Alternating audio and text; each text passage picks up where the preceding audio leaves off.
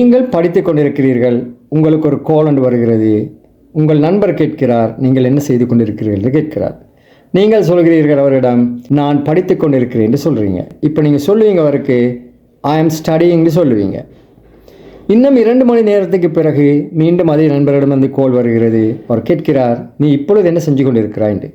இப்பொழுது நீங்கள் அவரிடம் எவ்வாறு சொல்ல வேண்டும், அதாவது ஐ ஆம் ஸ்டடிங் என்று சொல்வீர்களா அல்லது இவ்வாறான கட்டங்களில் நாங்கள் வேறு மாதிரி சொல்ல வேண்டுமா என்பது பற்றி அந்த வீடியோவில் பார்க்க போகிறோம். வாருங்கள் வீடியோக்கள் செல்வோம். ஓகே, நீங்கள் ஆரம்பத்தில் படித்து கொண்டிருந்தீர்கள், அப்பொழுது அந்த ஆக்டிவிட்டி நடந்து கொண்டிருந்தது. உங்கள் நண்பரிடம் நீங்கள் சொன்னீர்கள் ஐ ஆம் ஸ்டடிங் என்று சொன்னீங்க. ஐ ஆம் போட்டால் எங்களுக்கு தெரியும், ஐஎன்ஜி போட வேண்டும். நீங்கள் ஏன் ஐ ஆம் ஸ்டடிங்னு சொன்னீங்கன்னு கேட்டால், அந்த ஒரு ஆக்டிவிட்டி அந்த நேரத்தில் நடந்து கொண்டிருந்தது.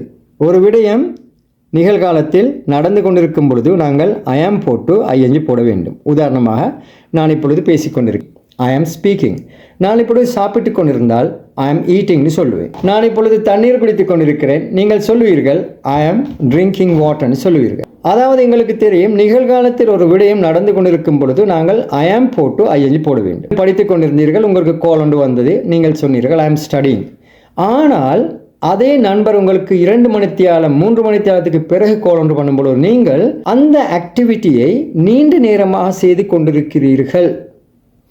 குறுகிய நேரம் ஒரு விடயத்தை நாங்கள் செய்து கொண்டிருக்கும் பொழுது நிகழ்காலத்தில் நாங்கள் ஐ ஆம் போட்டு ஐஎன்ஜி போடுவது போல நிகழ்காலத்தில் ஒரு நீண்ட ஆக்டிவிட்டியில் நாங்கள் ஈடுபட்டு கொண்டிருக்கிறோம் என்று வைத்துக்கொள்ளுங்கள். உதாரணமாக 2 மணித்தியாலங்கள் 3 மணித்தியாலங்கள் 2 நாட்களாக நான் ஒரு விஷயத்தை படித்துக் கொண்டிருக்கிறேன், ஒருவருக்காக 2 மணித்தியாலம் காத்து கொண்டிருக்கிறேன்.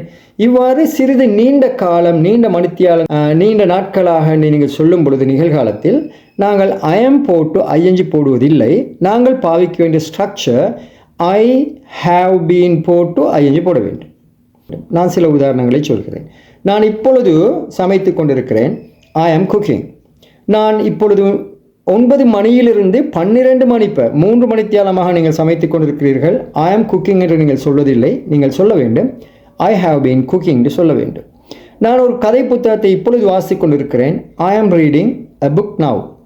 நான் அதே கதை புத்தகத்தை 5 மணித்தியாலங்களாக வாசித்து கொண்டிருக்கிறேன், I have been reading this book for 5 hours.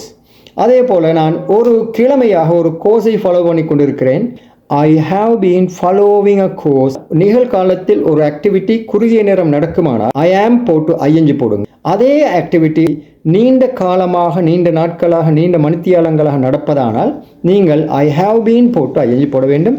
நான் சொன்னது உங்களுக்கு விளங்கியிருக்கும். இன்ஷா அல்லாஹ் மீண்டும் ஒரு வீடியோவில் சந்திப்போம். அஸ்ஸலாமு அலைக்கும் வரஹ்மத்துல்லாஹி வபரகாத்துஹு.